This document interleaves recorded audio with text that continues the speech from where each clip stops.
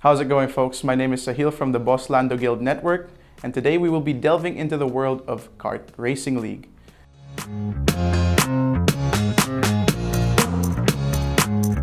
But before we move on to the specifics, why don't you do me a favor and smash the living life out of that like button to save Princess Peach, of course. Subscribe, it's free, don't forget that. And of course, share this video with your family and friends. Now picture this. It's the early 2000s, it's a Saturday morning, it's the weekend, and you're extremely gassed to wake up to hit that on switch on your N64 to play some Mario Kart. Hey, yo, production, do people still do that? Well, I beg to disagree. Yes, ladies and gentlemen, in this day and age, people are still chasing the coveted records on Mario Kart League. Whether it's lap records or it's map records, people still compete, and it is a much coveted trophy to go after. Now, you may be asking yourself, what is Kart Racing League? Well, to put it properly, Kart Racing League is a Mario Kart, or as they express on their website, a Sonic-inspired universe where players are given the chance to win tokens from various avenues.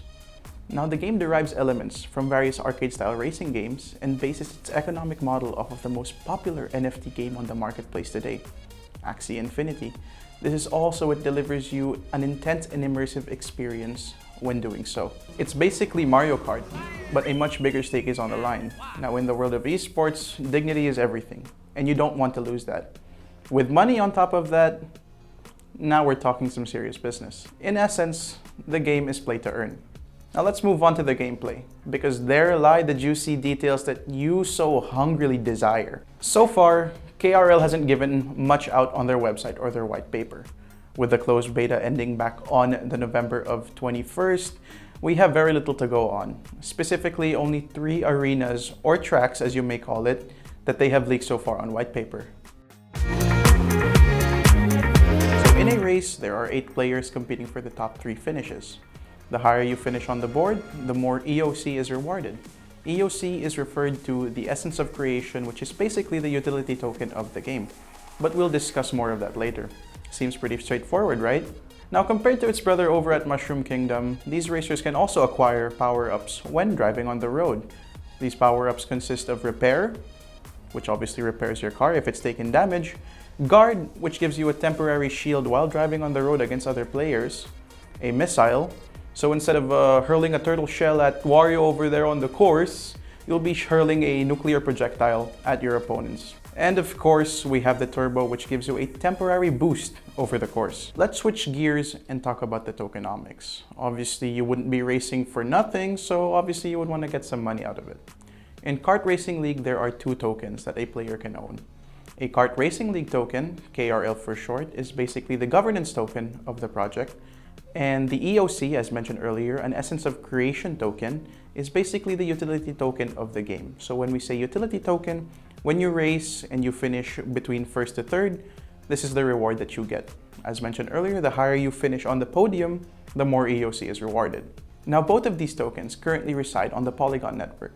They can be bought, sold, or swapped with an ERC20 compatible wallet such as MetaMask. Moving on, let's talk about these tiny little Michael Schumachers who are ready to triple the size of your wallet. Figuratively and literally speaking, of course. On the site, they express these characters as a breed of speed-loving amphibian creatures hailing from an alternate reality known as the Moru Realm. When a warmongering species waged war on their home, they were kicked out and sent to Earth and now are trapped on our lovely planet as NFT species. Yeah, Michael Bay, I have a movie idea for you. Now, as specified, there are 3 stages to each character. Natural, which is the raw character that you buy or the raw NFT that you purchase. Fledgling, which is a slightly upgraded version of your character. It is smart, but not so smart. And last, of course, we have the champion, which is the ultimate breed of these tiny little race gods or these Michael Schumachers who are ready to triple the size of your wallet. In races, players will only go head-to-head with the same competition level, which of course to stabilize the economy, because here at Lando Guild we love the economy, and of course to give an equal shot to the players to win some EOC. Now, with every racer, it carries its own attributes. In Kart Racing League, you have speed, acceleration, mass, handling, and durability. These are all randomly generated on a scale of 1 to 51. Now, this cap actually ups itself on level 2 and level 3. So as we said, natural only scales from 1 to 51. But for fledgling, you have a higher cap rate at 121, and for the champion, you have 131. Of course, these racers are NFTs, they are 3D NFTs, these can also be bought and sold on the KRL marketplace. The more upgrades there are, the more valuable the NFT. Currently, the price per NFT does come in at a whopping 0.045 Ethereum, or for the domestic viewers, 9,860 Philippine pesos at the time of recording. If you're looking to take out a loan on these little race gods, you can go ahead and do so, but there are contractual requirements that are indicated on the website. The maximum win rate per NFT is 10 races per day. So the more NFTs you have, the more money you can make. Players can earn up to $20 per NFT when they win a race. Now, as I mentioned earlier, you can win up to 10 races per day, but that shouldn't stop you from racing. You can still continue on afterwards if you want to gain some experience points. Now for the golden question. Is the game scholar friendly? Well, I have good news for all you viewers out there. Yes, it is scholar friendly. Managers can purchase a significant amount of NFTs that are available on the KRL marketplace and employ as many scholars as they want, pretty much. But the world isn't all sunshine and rainbows. Of course, with making money means you have to invest money, and this entails quite a bit of risk. The currency itself is very volatile. There aren't any necessary dictators of the market. So if I could only give you two things to do, number one, remember your password, and number two, tread lightly on the market. So that wraps it up for today's little conversation.